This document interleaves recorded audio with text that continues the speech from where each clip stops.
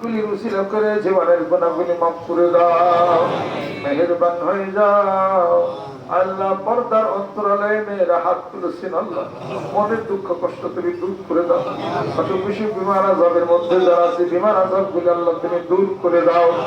কিয়ামতের দিন মুসিবতের সময় দয়াল নবীদের শাফায়াত তুমি নসিব করে দিও আল্লাহ।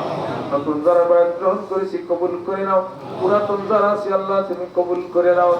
মানিকগঞ্জ দরবার শরীফের দোয়ার মাহফিলের অনুষ্ঠানকে কবুল করে নাও। যারা বহু দূর থেকে ছুটে যাবে আল্লাহ কবুল করে নাও।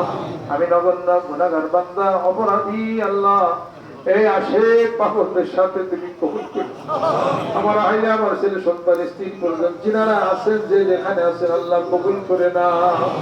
আল্লাহ ভিতরে আরো যারা মেয়েরা আছেন কবুল করে নাও।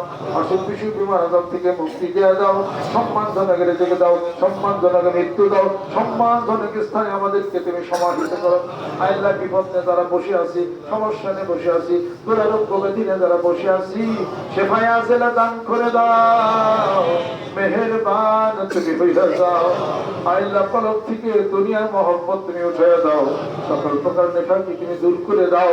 মাওলানা তোমার ইশকে তোমার প্রেমের পাগল পারা তুমি বানাইয়া দাও আল্লাহ, তোমার বন্ধুর পাগল বানাইয়া দাও।